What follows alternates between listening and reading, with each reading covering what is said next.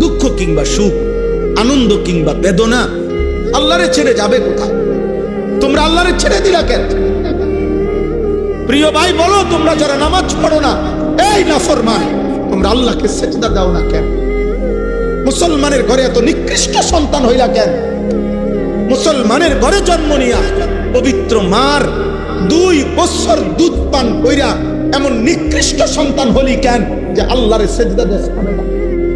তোর মতো বেয়াদব বেটা কে হইতে পারে? আসমানের নিচে জমিনের উপরে কুত্তাও তো এত বড় বেয়াদব না, শুকরও তো এত বড় বেয়াদব না, কোন জন্তু জানোয়ার এত বড় বেয়াদব না। বেনামাজি যত বড় বেয়াদব,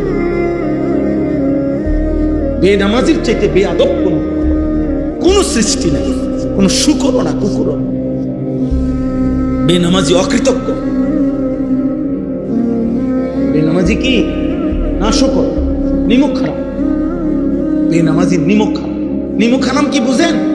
মানুষ লবণের জন্য খোঁটা দেয়, নিমক হারাম করে লবণের খোঁটা।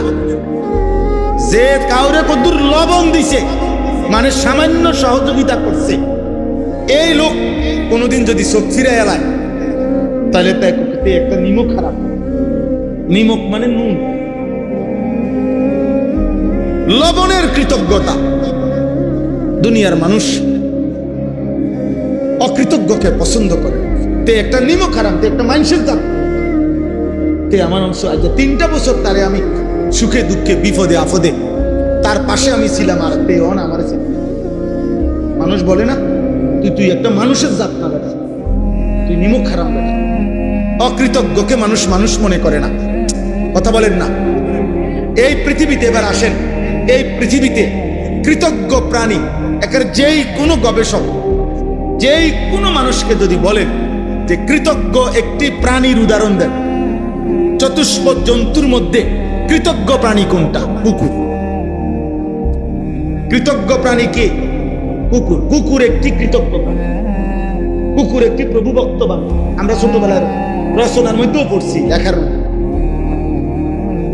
কুকুর কৃতজ্ঞ প্রাণী। 8-10 টুকরা হাড্ডি যেই বাড়িতে খাইছে, হাড্ডিটার মধ্যে কুকুর গোস্ত নাই, সুইয়া সাবাইয়া হালাই দিছে,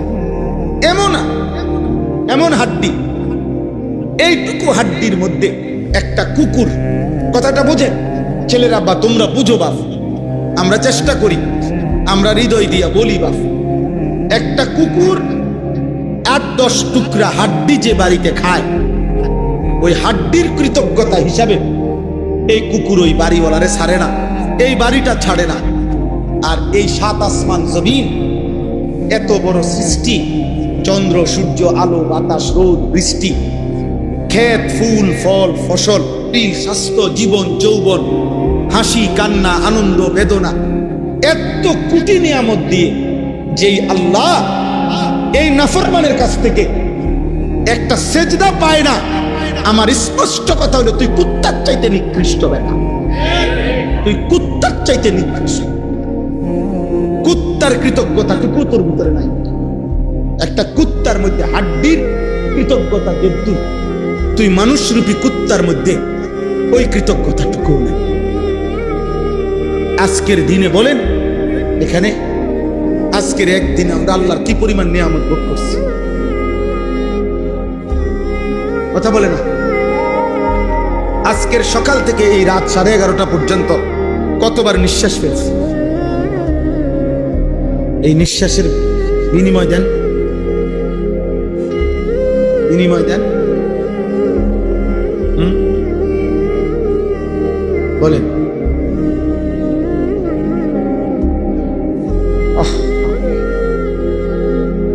হাই মুসলমান, মানুষ হইয়া কেন? ভাত খাও আর ঘুম যাও আর কি, পেশাব পায়খানা করো আর কি, যৌন চাহিদা লজ্জাস্থানের চাহিদা। মানুষ তো হইল, ইনসান তো বেনামাজি ইনসান, বেনামাজি জালেম। সে আল্লাহকে প্রত্যাখ্যান করে, সে রসুলকে প্রত্যাখ্যান, সে কোরআনকে প্রত্যাখ্যান। আল্লাহ আমাদেরকে বুঝ দান। আমার আব্বা রাগ হয়ে গেল, সবটুকু মায়া দিয়া কেন নামাজ পড়ো? এত অকৃতজ্ঞতার পরেও আল্লাহ তাআলা খাওয়াইতেছে, পড়াইতেছে।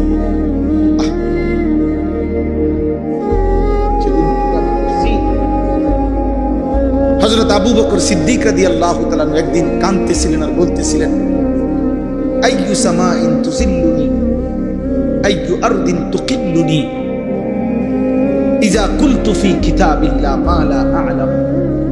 দুনিয়াবাসী, আমার আল্লাহ তার কালামের মধ্যে যা বলে নাই, অথবা আমি যা জানি না আমার আল্লাহর নামে, আমার আল্লাহর কালামের নামে এমন কোন কথা যদি বলি, তো আমার কোন আসমান আছে যে আসমান আমারে আশ্রয় ছায়া দিবে? কোন জমিন আছে যে জমিন আমারে ধারণ করবে?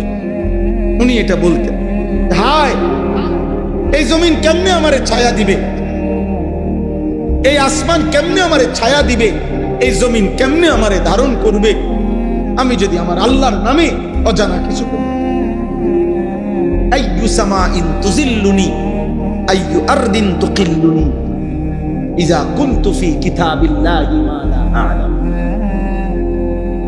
আল্লাহ যদি বলে, বান্দা আমার জমিন আমি দেব না, আমার আসমান আমি দেব না, আজকে 24 ঘন্টায় আমি একটা সেজদা পাই নাই, আমি আর 1 সেকেন্ডের নিঃশ্বাস দেব না, কে তোমারে নিঃশ্বাস দিলাম? এখান থেকে উঠবার তৌফিক কে দিবে তোমারে? তাহলে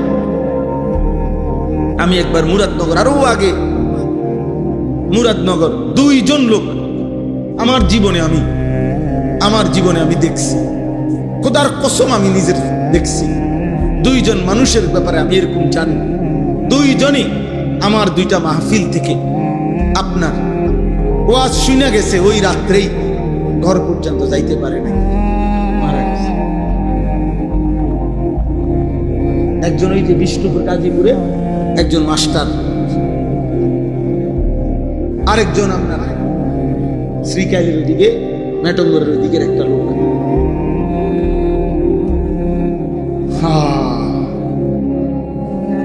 ওলামায়ে কেরাম দেখবেন ওয়াজের মধ্যে বলে, ভাই হইতে পারে এটা আপনার শেষ, হয় না, শেষ মাহফিল, হইতে পারে শেষ মুনাজাত। এটা কি তামাশা করে বলে?